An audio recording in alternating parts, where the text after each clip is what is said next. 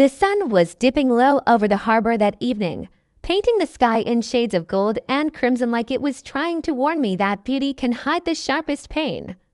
My name is Sophia Hayes, and for most of my life, I've lived in the quiet rhythm of the sea.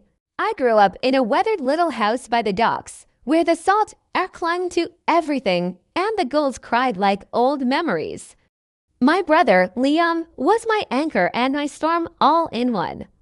2 years older, he had this effortless charm that turned heads and opened doors. I was the dreamer, the one who watched from the edges, sketching waves in notebooks while he chased adventures. We were everything to each other after Mom passed.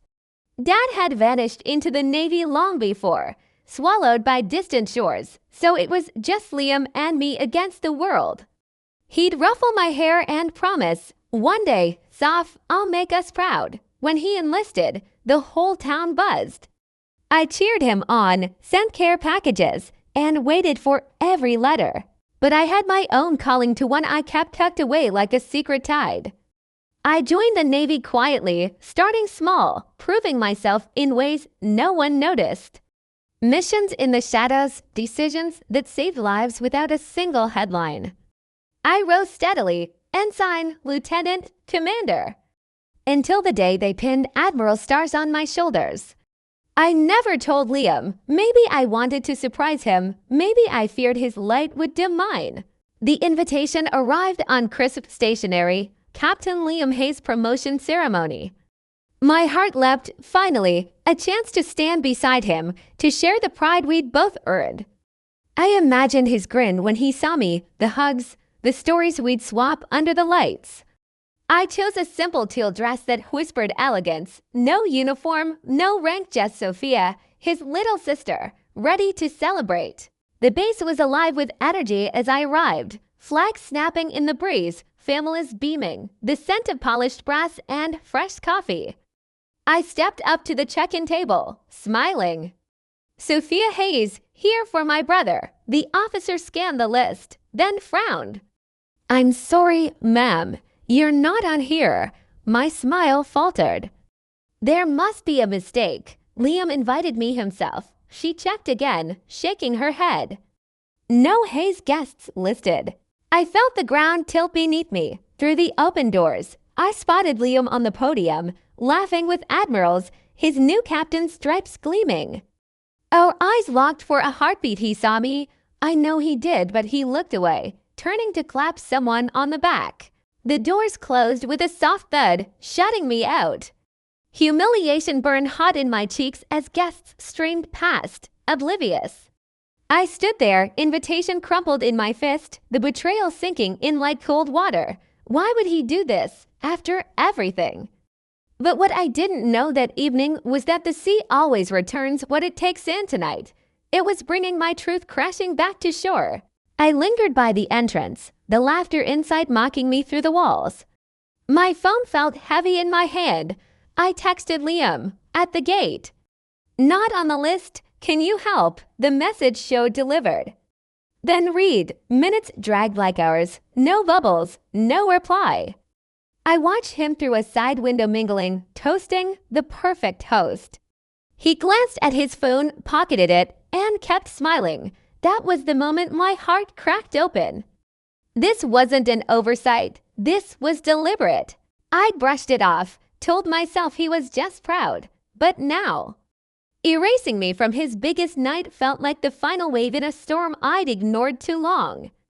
I thought of the nights I'd stayed up decoding intel that protected his unit, the risks I'd taken without a whisper of credit. All while he assumed I was still the little sister sketching dreams. Memories flooded back, sharp and unforgiving. The time he forgot to mention my college acceptance in his graduation speech. The way he'd laugh off my Navy stories as desk work while boasting about his deployments. Tears threatened, but I swallowed them. Anger simmered beneath the hurt. How dare he reduce me to nothing? I paced the pavement, heels clicking like a countdown. Part of me wanted to storm in, demand answers. Another part wanted to vanish, let the pain swallow me. But then I remembered who I was, not just Sophia Hayes, supportive sibling. Admiral Sophia Hayes, leader of fleets, guardian of secrets, woman who'd stared down tempests and won. The shift started small, a straightening of my spine, a deep breath of salt air. Pain was turning into purpose. I approached the sentry again, voice steady. "Please page Admiral Hayes." He blinked, then radioed. "Admiral Hayes to the gate, urgent." The words hung in the air like a challenge. Inside, I felt the tide turning. Liam thought he knew my story, but he'd only read the cover. The betrayal had shattered something fragile between us, yet it was forging steel in its place. I wasn't leaving humiliated. I was stepping into the light on my terms. The doors would open again, and when they did, the brother who ignored me would face the sister he never truly saw. The hall hushed as the side door swung open and an aide rushed to Liam's side, whispering urgently. His face paled, heads turned.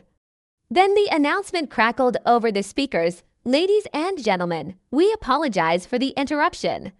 Please welcome Admiral Sophia Hayes." A spotlight found me as I walked in, chin high, the weight of unspoken years propelling each step. Gasps rippled through the crowd. Liam's glass slipped in his hand, clinking against the floor.